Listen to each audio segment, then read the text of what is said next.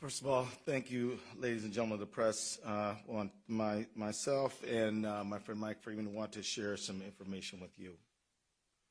I want to begin with a reminder, and that is that we're here today because George Floyd is not here. He should be here. He should be alive, but he's not. About 9 days ago, the world watched Floyd utter his very last words, "I can't breathe," as he pled for his life. The world heard Floyd call out for his mama and cried out, "Don't kill me."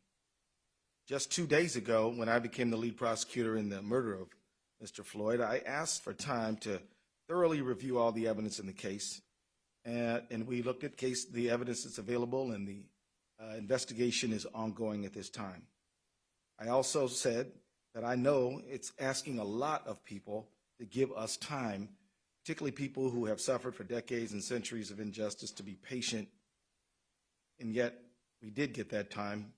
And together, a very strong, experienced team, which included County Attorney Mike Freeman, his team, and my team, we reviewed the evidence together with the BCA, and we have something to announce today.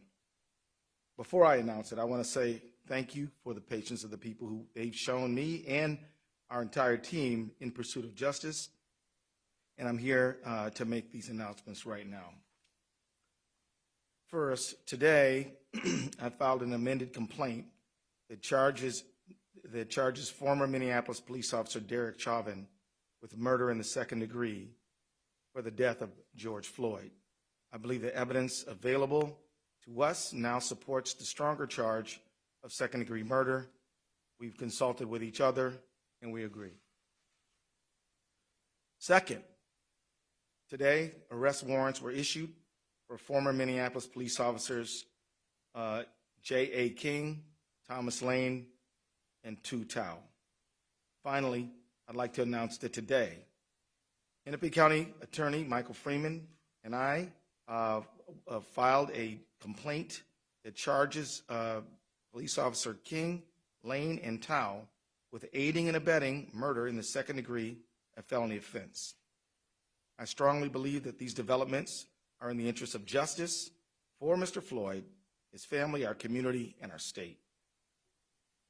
I'm the lead prosecutor in this case. I'll be speaking and addressing the public, but this is absolutely a team effort.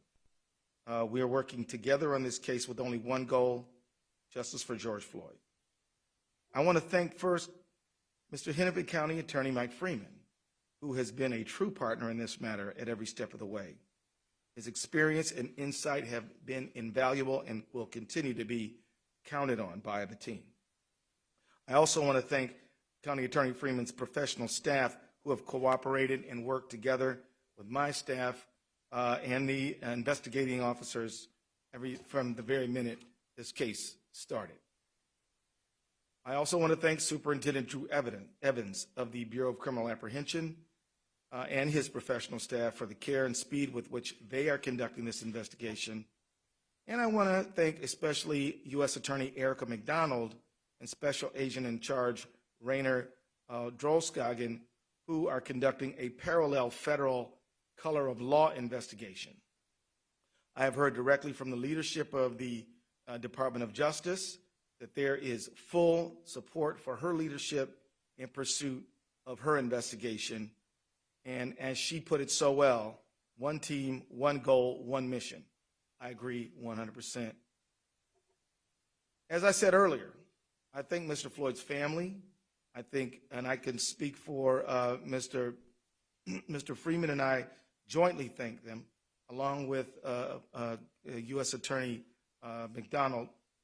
We thank the community for their patience in allowing us the time and space we need over these days to lay these charges. As it is so hard to do, I now ask for continued patience. This case continues to be under investigation. We will not be able to say very much publicly about the investigation, except that we encourage anyone who believes that they have evidence in this case to come forward and to be cooperative with the investigation. As we develop the case for prosecution, which will also not be we will not be able to say very much publicly about it, because our job is to seek justice and to obtain a conviction, not to make statements in the press, but to do our talking in court. So I ask for your patience again while we limit our public comments in pursuit of justice. I also ask for your trust that we are pursuing justice by every legal and ethical means available to us. I also want to add a word of caution. The investigation is ongoing. We are following the path of all of the evidence. Wherever it leads, we are investigating as quickly as we can because speed is important. We're also investigating as thoroughly as we can because being complete and thorough is critically important, but it takes time. The reason thoroughness is important is because every single link in the prosecutorial chain must be strong. It needs to be strong because trying this case will not be an easy thing. Winning a conviction will be hard. In fact, County Attorney Freeman is the only prosecutor in the state of Minnesota who has successfully convicted a police officer for murder. And he can tell you that it's hard. I say this not because we doubt our resources or our ability. In fact, we're confident in what we're doing. But history does show that there are clear challenges here, and we are going to be working very hard and relying on each other and our investigative partners and the community to support that endeavor. To the Floyd family, to our beloved community, and to everyone that is watching, I say, George Floyd mattered. He was loved. His family was important. His life had value, and we will seek justice for him and for you, and we will find it. The very fact that we have filed these charges means that we believe in them. But what I do not believe is that one successful prosecution can rectify the hurt and loss that so many people feel. The solution to that pain will be slow and difficult work of constructing justice and fairness in our society. That work is the work of all of us. We don't need to wait for the resolution and investigation of this case to start that work. We need citizens, neighbors, leaders in government and in faith communities, civil and human rights activists to begin rewriting the rules for a just society now. We need new policy and legislation and ways of thinking at the municipal, state, and federal levels. The world of arts and entertainment can use their cultural influence to inspire change that we need. There is a role for all who dream of a justice that we haven't yet experienced. In the final analysis, a protest can shake a tree and can make the fruit fall down. But after that fruit is in reach, collecting it and making the jam must follow. The demonstrations and the protests are dramatic and necessary, but building just institutions is more of a slow grind, but equally important. And we have to begin that work as well. We need your energy, and we need everyone's help right now. Thank you very much. We'll take a few questions. Yes, ma'am.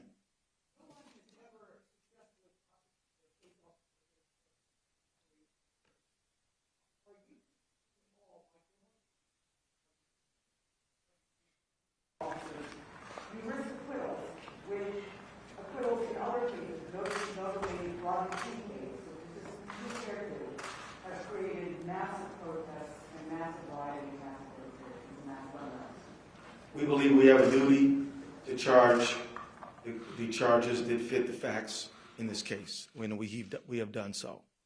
And so our concern is to put all the energy we can into putting forth the strongest case that we can without fear or favor of anyone or anything. These charges are based on the facts that we have found, and we're going to pursue them. The Henderson County attorney, obviously, got the case from him.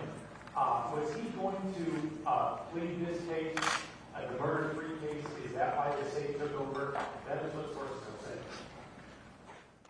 The Hennepin County Attorney did an excellent job by gathering facts and has worked cooperatively with us at every single step of the way. We consulted with each other on these charges. We believe that these are the right charges. Mike Freeman and I we've signed a complaint for these additional charges, and so that's what we're doing. So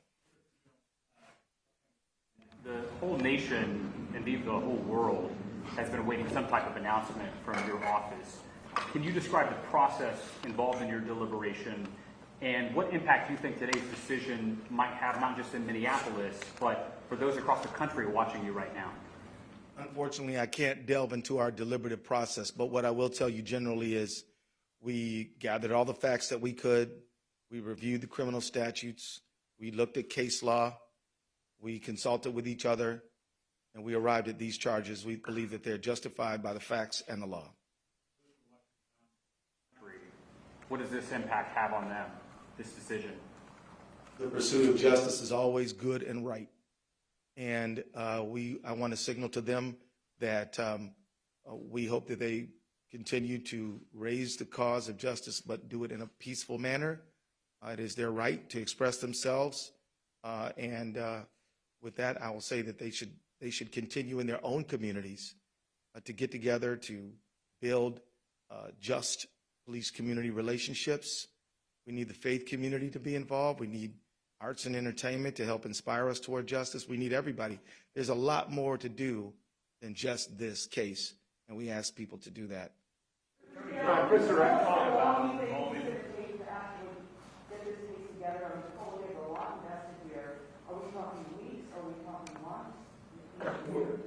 I want to thank you for asking that question, because part of my comments were to help set expectations in a realistic light. In order to be thorough, this is going to take months. And I don't know how many, but it is better to make sure that we have a solid case, fully investigated, researched before we go to trial than to rush it. And so it will take a while, and I can't set a deadline on that. Way in the back.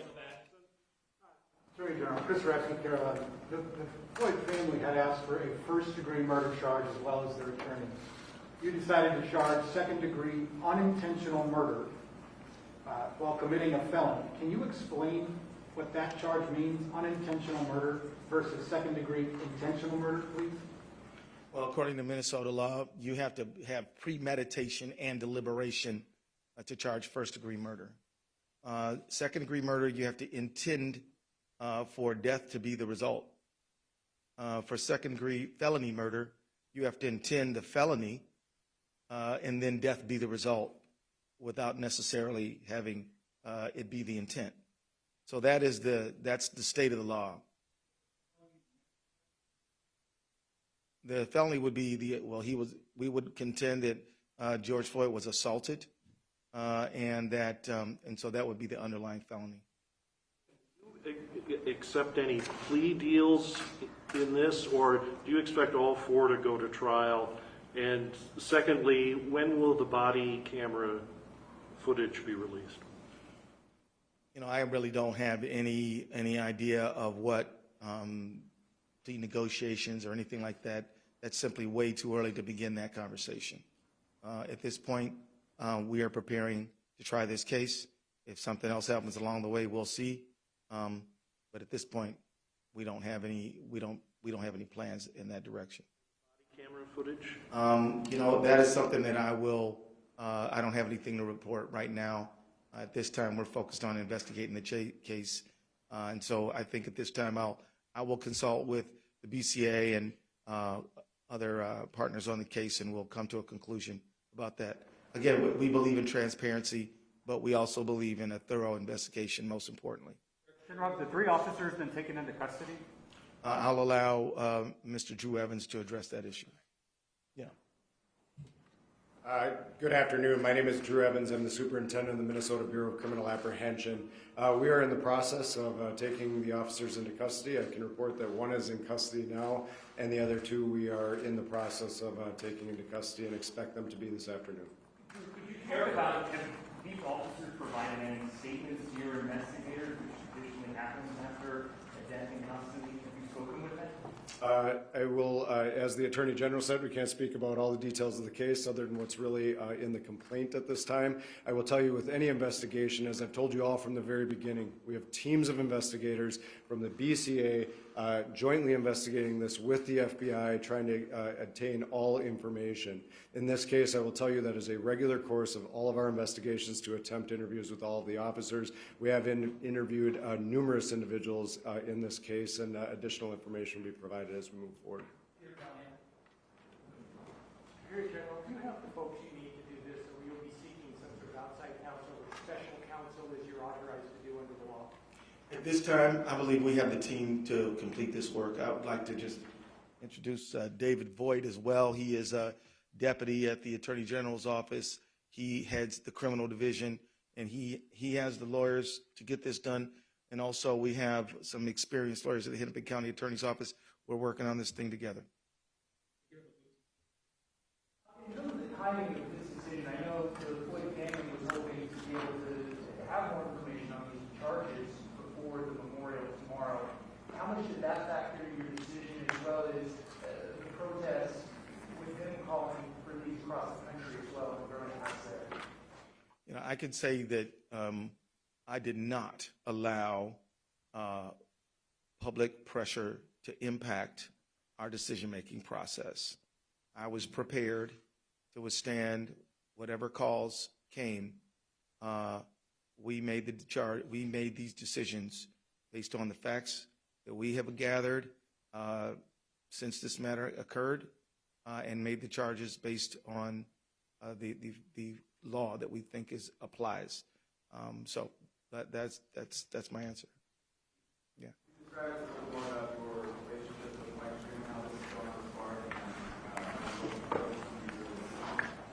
It's going fine. It's going great.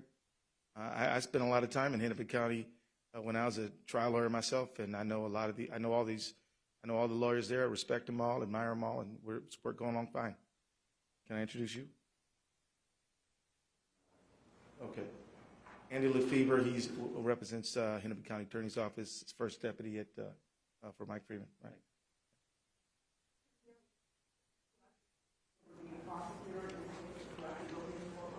No, that I'm going to let the people who prosecute cases every single day to prosecute this case. Now, it is true that I've tried a lot of cases, and I've tried homicide cases, but on the other side of the courtroom. The people who know how to prosecute, I'm going to let them do that work.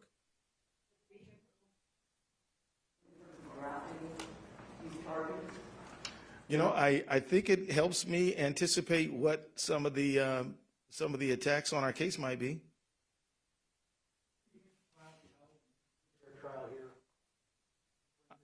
I see no reason why we can't get a fair trial here.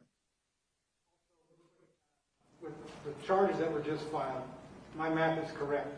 Do the three officers now face the potential same maximum sentence as Officer Chauvin? Yes. Well, yes, sir. I apologize if you've addressed this before, but does your involvement in this case now put you on the sidelines in terms of the legislative process and working for police reform legislation? No.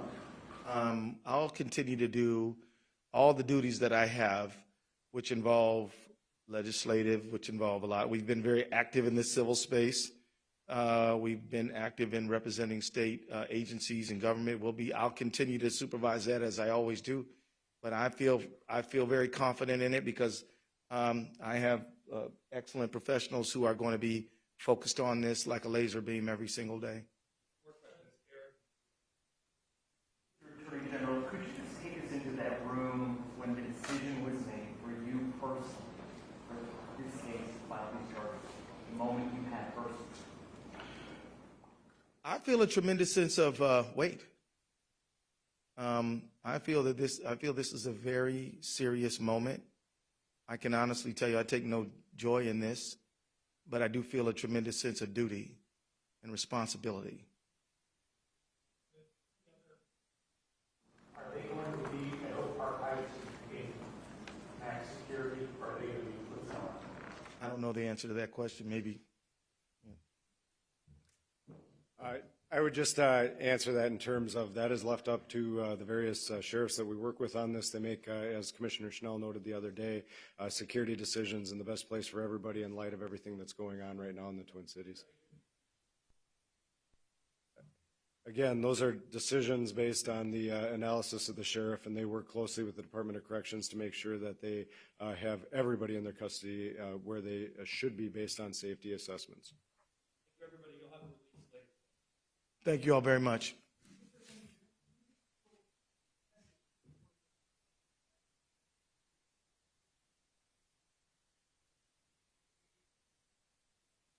I will say to them that I pledge and I promise to hold everyone accountable for the behavior that we can prove in a court, and that if I don't charge it, it means that we did not have the facts to do that.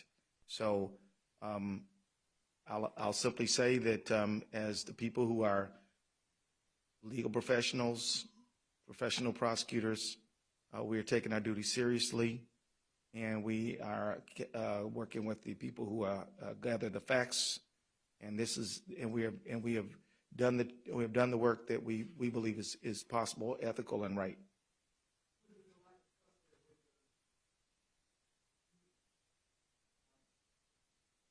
Yeah, well, I mean, look, let me be honest here. I mean, our country has under-prosecuted these matters in Minnesota and throughout the country.